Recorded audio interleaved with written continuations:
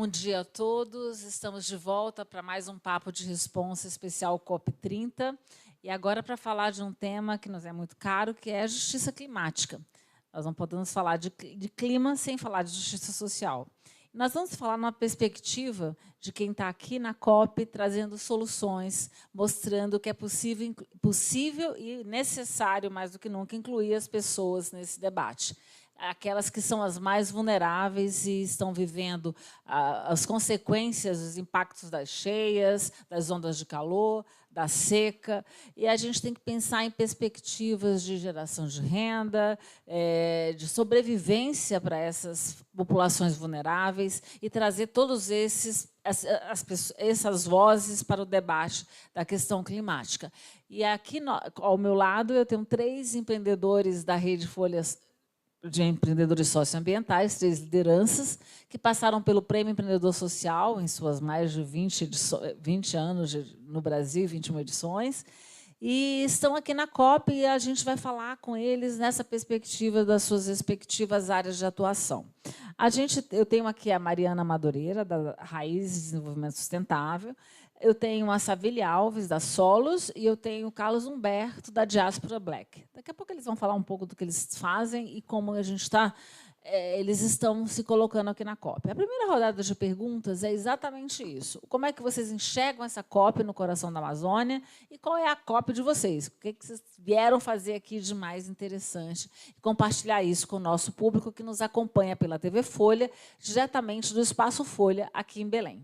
Bom dia, bem-vindos. Eu começo aqui pela Mariana, que está aqui do meu lado. Bom dia, Eliane. Obrigada por esse convite. E, para mim, a COP começou já faz bastante tempo. Eu estou aqui em Belém desde abril. Então, você tem uma pré-COP bem interessante, né? Isso é bacana falar também, que a COP não é só conferência, não só são esses dias, né? Maravilha. Exato. E, na verdade, assim, a gente começou a se preocupar sobre a COP em 2023, quando, né, tivemos esse anúncio de que seria Belém. Inclusive, a gente fez uma parceria Raízes e Diáspora para fazer um curso online de hospedagem domiciliar para quem mora em Belém, porque, de fato, foi uma corrida contra o tempo assim, para estruturar a cidade. A gente que trabalha na área do turismo, a gente sabe do potencial de Belém, da beleza de Belém, né? O que Belém tem para mostrar para o mundo, mas também do desafio de infraestrutura, né? E, para além da infraestrutura dos parques que foram entregues, né, de várias questões inclusive sanitárias, muito importantes, né? Tivemos aí obras que já deveriam ter sido feitas, mas que bom que a COP, né, acelera. Eu acho que Belém já ganhou, né? Então, em termos, né, dessas obras. Mas, do ponto de vista do turismo, a gente tem outras coisas que levam mais tempo para serem desenvolvidas, né? Então, isso foi uma preocupação e tem sido, né, desde aquele período até esse momento, assim, a gente contribuiu com o que pôde. Eu acho que algumas coisas avançaram, outras vão ficar pós-COP, né? É um trabalho longo aí a ser feito. Mas eu estou aqui desde abril na estruturação de uma rota ribeirinha de turismo de base comunitária. E tem sido uma alegria ver que, apesar da grande correria, né, não se faz uma rota com 8 meses. Acho que tudo é um pouco fora do normal, assim, mas a gente conseguiu bons resultados. Então, eu chego nessa COP muito feliz, apesar até um pouco cansada já. Mas muito feliz com o que a gente está colhendo aqui. Maravilha. Depois eu quero saber mais aí sobre o que você construiu aí, que perspectivas isso pode ficar como legado, né? Eu acho que essa é a ideia. E você, Savile, me conte aí, vindo diretamente da Bahia, da Solos, uma startup que trabalha na área de economia circular. Assim, para a gente que trabalha especificamente com sustentabilidade no dia a dia, a COP é um evento muito emblemático. Então, a gente já acompanha outras edições da COP, já tentava, de alguma forma, trazer ali diálogo com as pessoas que iam para essas COPs, sejam os tomadores de decisão da esfera pública, como também dentro das grandes companhias que a gente atende, que a gente está próximo ali com os nossos programas e operações. Mas, efetivamente, ter uma COP aqui no Brasil foi, assim, para a gente a grande oportunidade de entender, para além das discussões, né, que estão acontecendo entre as lideranças mundiais, como é que a gente pode fortalecer essa rede de empreendedores, né, de gente brasileira que faz a coisa acontecer e que precisa ter esse acesso. Eu gostei muito do que você trouxe, porque a gente precisa pensar a sustentabilidade como algo para todos, de e para todos, né? Então, acho que aqui em Belém eu tenho conseguido transitar em muitos espaços. A COP tem ali as suas zonas oficiais, mas a cidade inteira está sendo tomada pelo tema, né? As pessoas estão circulando, tem uma participação popular muito grande, é a Copa da participação popular. Isso diz muito sobre o interesse do brasileiro em fazer parte das coisas, né? E acho que a gente vai conseguir sair daqui tanto trazendo, né, benefícios diretos para a cidade de Belém, como bem já trouxe aqui, que teve uma grande melhoria da sua infraestrutura, e de ser ali, acho que também um ganho de autoestima, de dignidade, né? Eu sou de Salvador, toda vez que alguém vai para o Carnaval e fala, para a gente, além de tudo que acontece lá, para a gente também é mais um fortalecimento de que a nossa cultura faz sentido para muita gente. Então, acho que Belém também tem ganhado isso. E, além de tudo, a gente tem essas conexões, né? A gente tem os papos de corredor, a pessoa que você encontra entre um vai e vir e que você troca uma ideia e que dali sai alguma possibilidade de planos futuros, assim. Então, acho que essa meu principal objetivo era conseguir encontrar as pessoas que estão pensando, estão agindo para as soluções climáticas, e acho que eu consegui encontrar muita gente, inclusive vocês aqui. Maravilha, Savelina. E você, do seu ponto de vista, Carlos, como é que tem sido essa COP? O que essa COP representa? Acho que... Alô? Antes de mais nada, quero agradecer, eu acho, pela oportunidade da gente ter esse painel aqui, tanto nesse Espaço Folha, quanto, né, dentro da COP, dentro dessa agenda, né, e ressaltar assim, o quanto nos orgulha a possibilidade de receber uma COP, mas, dentre esse orgulho, como a Mari bem lembrou, né, existia a preocupação de ser uma COP mais inclusiva, né? Então, a nossa agenda de pensar a COP, de estar na COP, começou há 2 anos atrás, justamente com essa parceria com Raízes em Desenvolvimento, para pensar como a gente traria uma contribuição para tornar essa COP mais inclusiva, né, que se materializou nesse projeto. Mas, desde então, a gente vem se preocupando, vem acompanhando, vem incidindo, né, com essa agenda da COP, porque, por mais que seja uma agenda emblemática para o Brasil, não era uma agenda que foi inicialmente tão participativa assim, né? E a gente vê, sobretudo no que deságua no tema que a gente vai debater, justiça climática, que quando a gente fala, né, realmente das grandes consequências, grande parte da população que são mais afetadas por essas consequências não são as pessoas que estiveram, né, inicialmente pensando e participando dessas agendas. Então, é muito bacana poder estar aqui, nesse momento, trazendo resultado de um trabalho também, trazendo a nossa participação aqui na COP. A gente tem participado também, contribuindo com algumas delegações, tornando o dia a dia dessa delegação, né, mais inclusivo na perspectiva de trazer empreendedores negros e negras, mulheres, que estão fazendo parte dessa rede que está recebendo pessoas aqui. Então, para a gente, a COP tem sido bastante intensa, mas, por outro lado, a gente vê resultados que são positivos já, né, desse legado do que vem sendo desenvolvido aqui. Então, me orgulha muito poder estar participando dessa agenda, embora a gente tenha muito que refletir também, e faremos isso aqui durante o painel. Maravilha. Então, eu vou agora para uma primeira rodada entender aqui como Raízes mesmo que estava trabalhando com turismo de base comunitária. As populações ribeirinhas já são muito afetadas pelas mudanças climáticas. A gente está falando de secas prolongadas na Amazônia. A gente tem falado de fome na Amazônia. Então, assim, é um paradoxo. A gente falou no primeiro bloco aqui. Você tem falta de água potável para a população amazônica. Então, eu queria que você falasse como o turismo, aquele trabalho de desenvolvimento local, atua para essa transformação e como aproveitar essa vitrine da COP para colocar uma solução, uma tecnologia social como essa, nessa vitrine para o mundo. É uma ótima pergunta, porque o turismo ele chega assim como uma ferramenta também que tem muitas contradições. Então, pode ser muito poderoso, né? Pode ser transformador, mas a gente já começa, né? A gente está falando de clima aqui, a gente sabe da pegada de carbono das companhias aéreas. A gente tem um setor que ele pode ter um impacto muito negativo. A gente vê o overtourism, essa questão da concentração de visitantes. Então, existe uma preocupação grande de desenvolver um turismo sustentável, de olhar, de fato, né, para um turismo que vá potencializar a conservação, que vai valorizar a cultura daquelas pessoas, né? No caso aqui de Belém, que a gente trabalhou com Cumbu, que é uma ilha aqui próxima, a gente vê que o turismo ele pode acontecer ali de forma predatória, como acontece algumas vezes. Então, a gente está tendo um aumento de visitas de jet ski, que faz muito mal ali para... inclusive para a segurança dos ribeirinhos, né? Porque eles estão ali tomando banho, passam um jet ski toda hora. É um público que muitas vezes deixa muito pouco e leva muito barulho, sabe?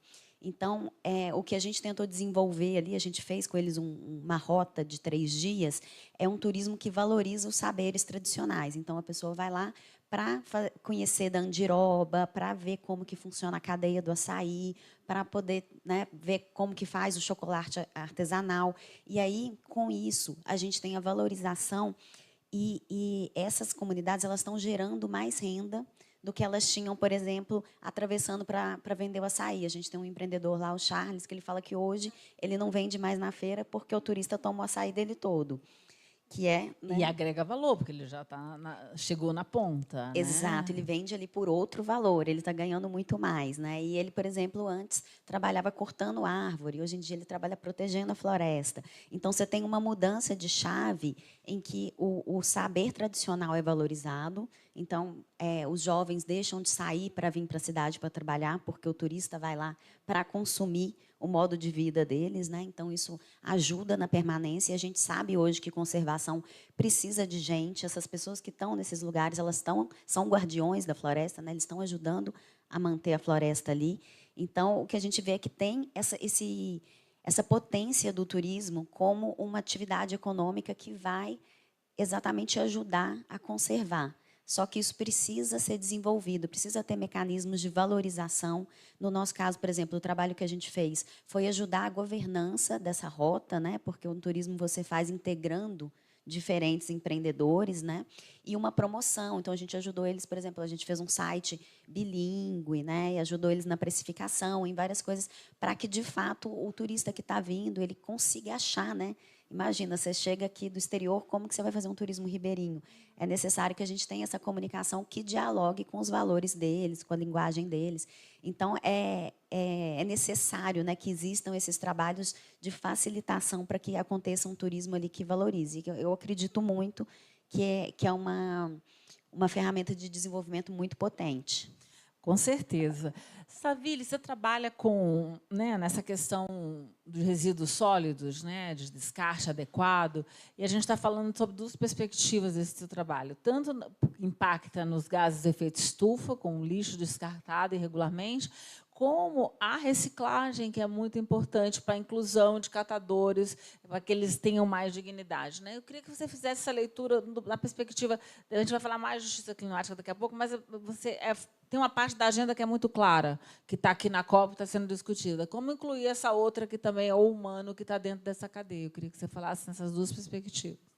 Bom, primeiro, assim, fiquei feliz que Mari falou de Charles, porque no ano passado eu tive a oportunidade de conhecê-lo e visitar o espaço que ele hoje ressignificou completamente lá no Cumbu. Então, assim, realmente você ter essa... Acho que o que a COP está nos proporcionando, inclusive para nós brasileiros, é ter essa possibilidade de conhecer quem está fazendo, né? Quem está regenerando, quem está preservando, quem tem a cultura e a mentalidade, como a gente consegue, de alguma forma, integrar isso dentro das vivências das grandes metrópoles, né? E, especificamente, a minha agenda, que é a agenda de resíduos sólidos, ela está concentrada muito nas grandes metrópoles, a geração. Então, a maior parte dos resíduos, hoje o Brasil gera 80 milhões de toneladas de resíduos ao ano, 50% disso, vamos dizer, é restos de comida, podas, e deveriam ter um determinado tratamento, mas não tem. E aí, quando a gente fala do interior, a maior parte disso vai para o lixão. Então, gera uma degradação do trabalho das pessoas, além, óbvio, da degradação do solo, mas as pessoas que fazem o manejo, a manipulação desses materiais, elas vivem em condições muito vulneráveis. E nos grandes centros urbanos já existem os aterros, mas que também não são as melhores soluções, né? Porque a gente deveria estar ali segregando na fonte, né, os resíduos para que a maior parte conseguisse ir para a reciclagem. E aí, quando a gente fala de reciclagem, de maneira rápida, tem a inclusão social e produtiva dos catadores, que hoje 90% de tudo que volta para a cadeia produtiva, né, que é reciclado, passa pela coleta de pessoas que estão catando de maneira informal, né, então, que precisam de instrumentos de trabalho, melhor qualificação, melhor remuneração direta, valorização pela atividade prestada. Então, a gente tem esse contexto. E, além disso, tem uma perspectiva de olhar para a cadeia, né, de maneira mais ampla, assim, que quando a gente recicla, a gente deixa de extrair matéria-prima virgem. Então, o ano passado eu vim para Belém e eu vim numa rota de inovação. E eu estava, enfim, num papo com o pessoal da indústria e eles falaram, olha, Belém, o Pará agora passou Minas Gerais em extrativismo mineral. E eu fiquei assustada, porque Minas, para quem já foi assim, mais ou menos pelo interior, toda a estrada você vai se deparar com um monte de terra ali. E aqui no Pará, isso também já está acontecendo de maneira muito acelerada, e justamente por quê? Porque a gente tem a nossa produção cada vez mais alavancada e a taxa da recuperação do que já existe na sociedade e que poderia ser reintroduzido sem necessidade, né, de novas explorações, não é feita. Então, é uma grande contradição. E acho que essa COP, especificamente o meu trabalho aqui, é fazer essa ligação mais direta de que o resíduo, apesar dele estar sendo gerado na cidade, se ele for bem endereçado, além dos benefícios direto para a cadeia produtiva, direto para a inclusão social, direto para o bem-estar de quem mora nas cidades, ele também gera a proteção e a regeneração desses espaços, que é da onde tudo isso vem, né? E lugares como o Pará, ou como Minas e tantos outros do Brasil, é da onde tudo isso é retirado. Perfeito.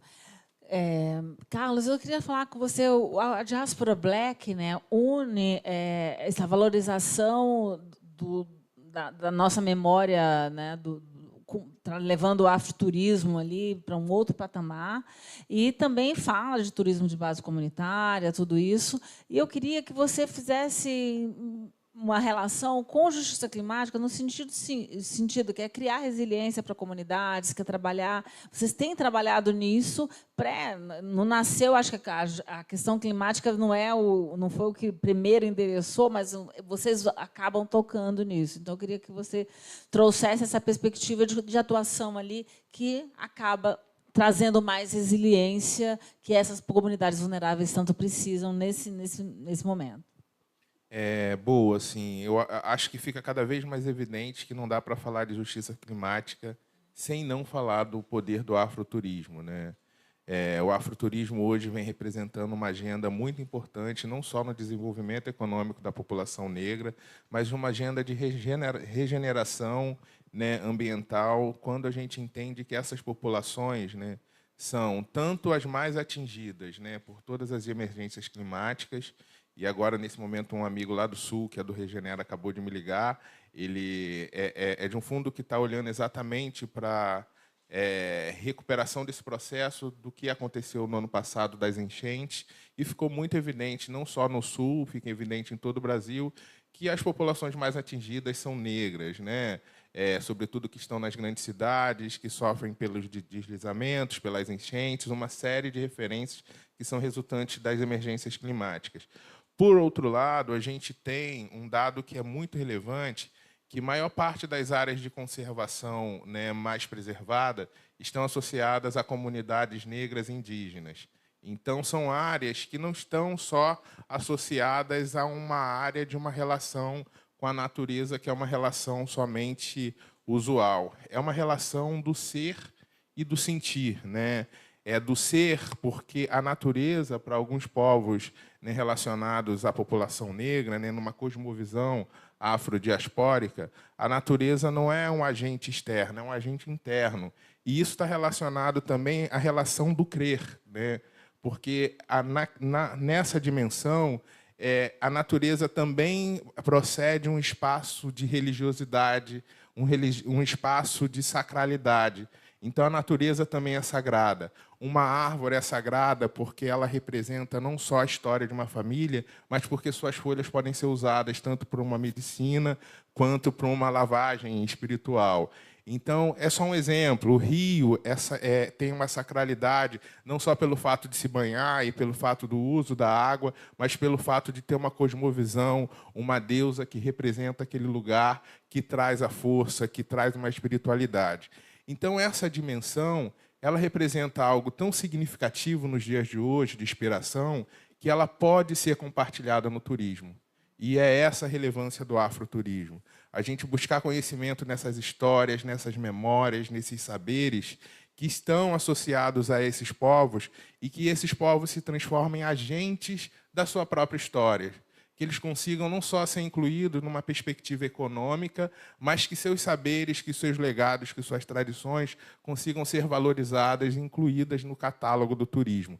O afroturismo é isso, né? E por isso que o afroturismo hoje vem representando uma grande estratégia de superação, inclusive, do racismo ambiental, que é transversal em todas essas comunidades, sejam urbanas ou sejam rurais, né? Então, a gente vê muitos projetos começando a acontecer, mas eu lamento um pouco, Eliane, de não ver essa agenda do afroturismo ainda tão crescente aqui na COP. A gente tem alguns espaços, a gente tem algumas políticas sendo desenvolvidas, mas é importante, no momento em que ainda a gente tem um número muito grande de pessoas negras, né, sendo vitimadas por execução, por uma série de problemas sociais, a gente entender que essa possibilidade de ter no turismo, né, um agente de transformação, ela pode não ser somente eficiente para o ponto de vista da preservação e continuidade dessas vidas, mas também para compartilhamento desses saberes. Então, a diáspora vem fazendo esse trabalho, né, nós estamos aqui defendendo essa agenda e compartilhando essa agenda, que é uma agenda que vem emergindo não só no Brasil. Eu acabo de vir da Europa também, onde o afroturismo vem sendo reconhecido como uma grande potência para trabalhar a inclusão da população negra e suas histórias dentro do turismo, e a gente sabe que essa referência também pode estar associada com a superação dos desafios aí das emergências climáticas. Então, essa relação ela é cada vez mais determinante para a gente trazer uma agenda integrada da superação do racismo, tendo o turismo como essa grande estratégia. A desigualdade está no centro dessa discussão, agora que ela está começando, de fato, a chegar, né? Então, a gente chegou até aqui por um mundo construído nessas bases. A gente está tentando transformar esse mundo e chegar lá. Eu queria que você falasse, Mari, um pouco da perspectiva de estar dentro da COP e imaginar o que pode ficar de legado, o que é importante a gente construir aqui, nesse momento, em políticas públicas, em cooperação, em falar isso, porque eu acho que a gente está falando disso também. É um momento em que o governo brasileiro está sediando a presidência da COP, tem compromissos internacionais a seguir, mas principalmente tem compromissos com o próprio povo, com a própria história. Como é que não só o governo federal, mas as representações subnacionais também. Então, eu queria que você conversasse um pouco para a gente como se olhar sobre isso. Ótima pergunta, e eu acho que tem muito a ver com o que o Carlos acabou de colocar de forma muito clara, que eu achei ótima a sua fala, Carlos. Eu acho que o que a COP aqui na Amazônia pode ajudar a gente muito é mostrar essa diversidade de visões de mundo, porque a gente está, né, passando aí por muitas crises, a gente tem falado sobre isso, né? Mas eu acho que a gente tem uma crise ética muito profunda, né? A gente já tem soluções tecnológicas para muitas coisas que não acontecem porque a gente tem essa visão neoliberal que acha que essa é a única forma de viver num capitalismo selvagem, que usa toda a natureza como recurso, né? Krenak fala muito disso, parece uma despensa, você vai lá e pega o que você quer, porque a gente desconectou dessa sacralidade, do entendimento de que a gente é parte dela, né? Então, eu acho que quando a gente vem aqui para a Amazônia e entra em contato com os povos originários, e eu acho que o turismo de base comunitária ele tem esse poder também, né? Não tem nada que te ajuda mais a entender isso do que viver isso, do que conhecer essas pessoas, do que ver e, de repente, falar, gente, essa forma que eu vivo na cidade, talvez ela esteja um pouco distorcida, né? A forma natural é essa aqui.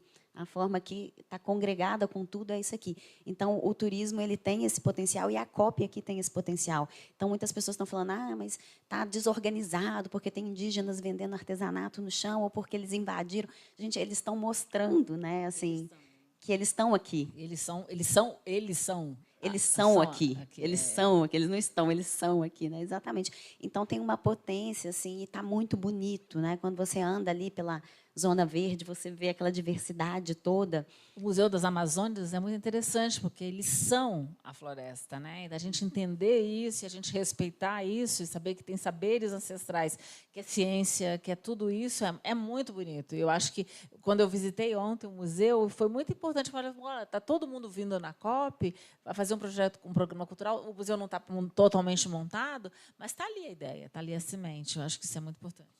Exato. Então, eu acho que essa reconexão com a natureza é o que me dá uma certa esperança de um caminho mais ético. Porque, enquanto tudo for sobre dinheiro, a gente vai continuar agravando o problema climático e esse crescimento também das desigualdades sociais, né? Então, pois é, e tem uma questão muito importante quando se fala em justiça climática, que é quem vai pagar essa conta. Né? Então, a gente está falando de financiamentos e tal. O financiamento vai muito, se fala muito de desmatamento, energia e outras. Como trazer também para essas outras questões que são fundamentais também? Estão falando de economia circular, a questão dos resíduos.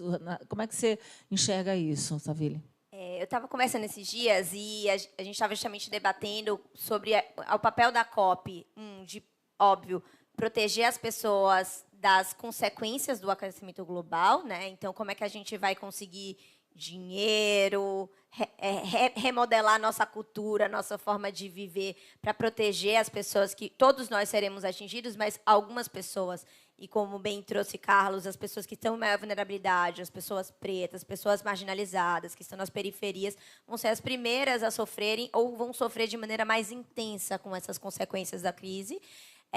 Então, esse tem um primeiro arcabouço, e o segundo é como a gente vai conseguir integrar as pessoas dentro dessa nova economia, partindo da premissa de que as discussões aqui não são para mudar a estrutura, né, da sociedade. É para manter as estruturas, mas fazer algumas adaptações, algumas transições.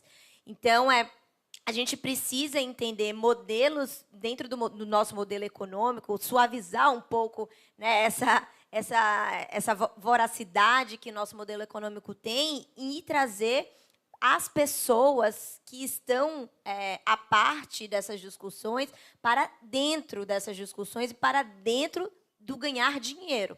Então, existe dinheiro disponível, existe. A gente vê que tem muita coisa acontecendo ao redor do mundo, mas ainda segue essa mesma lógica das concentrações. Então, existem grandes programas que recebem muitos recursos, esses recursos são centralizados em determinados perfis. Então, acho que o que a gente precisa aqui na COP, e eu acho que a COP de Belém tem se posicionado nesse sentido de que esse dinheiro precisa chegar para mais pessoas. Esse dinheiro precisa chegar para a ponta, esse dinheiro precisa chegar aqui no Pará, precisa chegar no Nordeste, precisa chegar em outros países que também acabam não sendo introduzidos, né, ou protagonizados dentro desse debate. Então, quando a gente fala de circularidade, especialmente no Brasil, a gente tem tido nos últimos... Né, a gente tem um marco legal, que é a Política Nacional de Resíduos Sólidos, que é de 2010, mas, assim, nos últimos 5 anos que, de verdade, ela começou a ganhar força e relevância, né? Então, agora, tem 15 dias que saiu um novo decreto, que é um decreto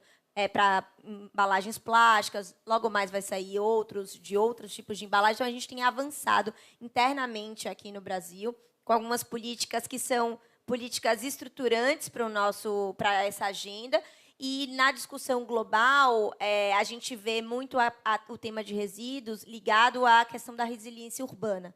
Então, quando a gente, assim, né, até lá na Solos mesmo, a gente tem uma área, que é a área de impulso, que olha para novas possibilidades de financiamento, e não existe no mundo um financiamento para resíduos. Por quê? Porque na Europa isso já está relativamente bem resolvido, nos Estados Unidos também, no Japão também.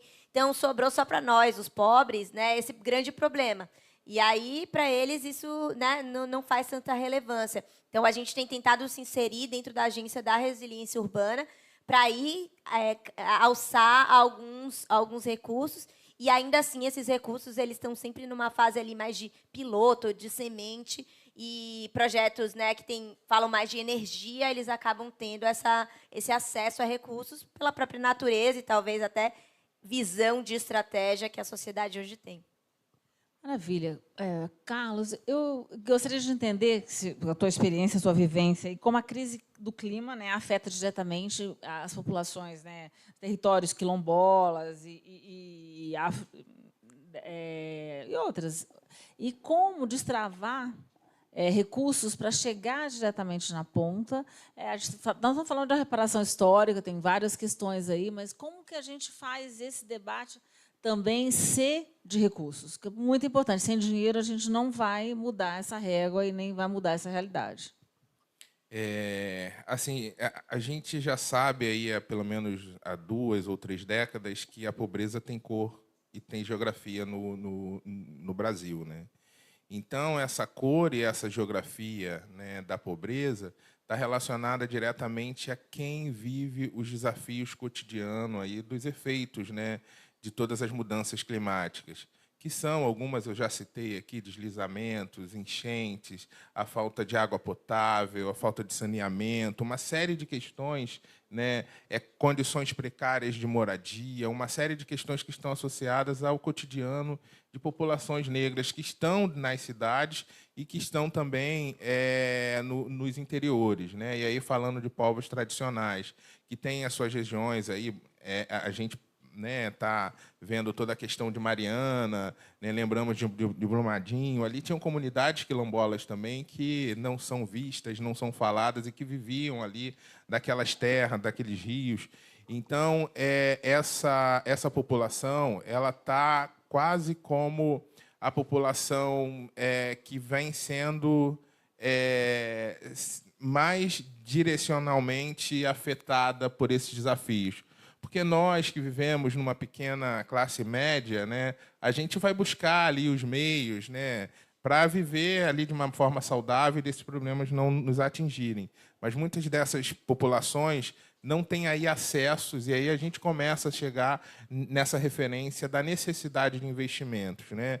Não tem acesso a mecanismos de superação desses desafios, que não estão somente no campo do investimento, mas estão no campo de políticas, né? E algumas das políticas a gente já tem, o Brasil tem um marco aí de políticas sociais muito importantes, sobretudo focadas para populações negras, mas não necessariamente essas políticas, em sua efetividade, conseguem garantir toda a sua dimensão que poderia sim, representar uma transformação para esses grupos.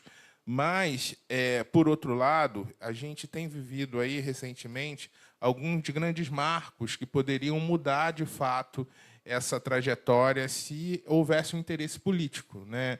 E um desses marcos recentes é a ODS 18, que é a ODS focada na superação do racismo, né? Essa ODS vem sendo amplamente trabalhada pelo Brasil, né? E hoje já é uma política pública transversal, mas ela não conseguiu ainda articular todos os setores comprometidos, porque a ODS ela precisa também engajar sociedade civil, iniciativa privada, né, grandes mecanismos de investimento, né, porque é um direcionamento que pode ser um marco aí na possibilidade desses recursos chegarem nessas comunidades. Então, a ODS vem representando hoje o que a gente tem de uma grande expectativa para poder descentralizar esses recursos.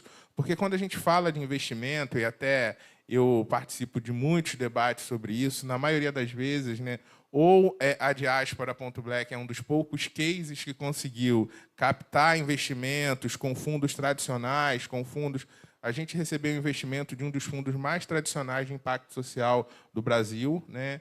E nós fomos o único negócio de afroempreendedores a ter recebido um investimento na história desse fundo, né? Até quando a gente vai ser o único, né? Até quando, então, precisa ter esse engajamento, e esse engajamento precisa ter aí um fomento, e eu acredito que o ODS pode representar isso.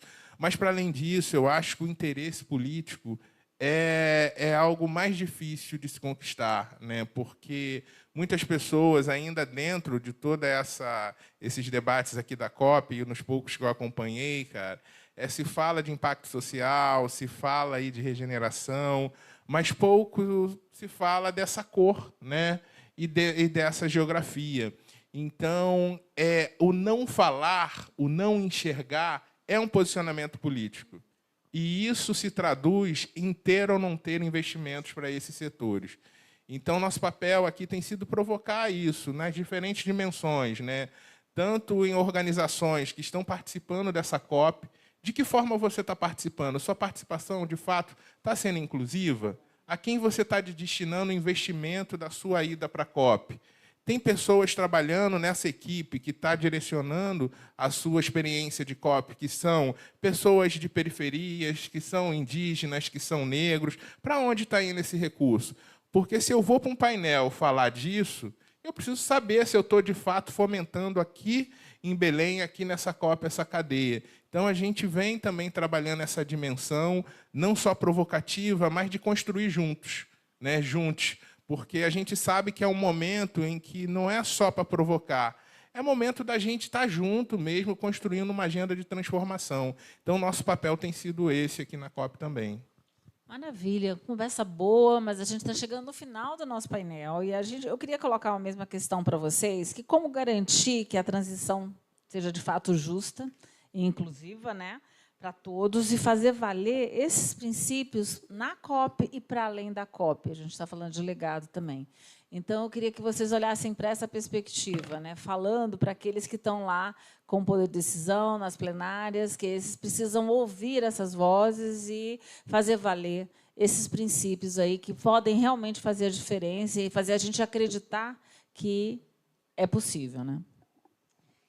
Bom, eu acho que tem um trabalho de longo prazo que está sendo feito, que é criar mesmo essas contranarrativas, né? Eu acho bem poderoso isso que você está trazendo, né? De estar falando sobre isso nesses espaços, porque o dinheiro ele vai também atrás de uma certa tendência, né? Eu estou muito feliz que agora é bioeconomia.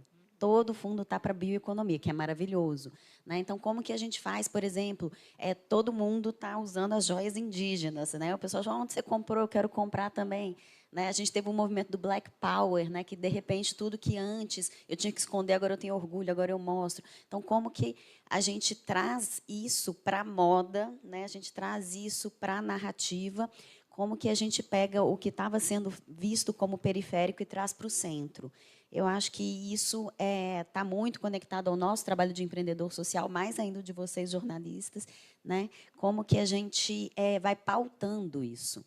Porque eu acho que a gente é pequenininho, mas as micro-revoluções são o que funciona no final, né? A gente não quer decapitar ninguém, a gente não quer nada, né? Mas a gente quer ir mudando devagarzinho ali algumas rodinhas para mudar essa estrutura que ela é injusta, né? Ela não está funcionando e a gente precisa fazer essas pequenas revoluções. Eu acho que é por aí. Com urgência, né? Porque agora o tempo ruge, como diz o outro.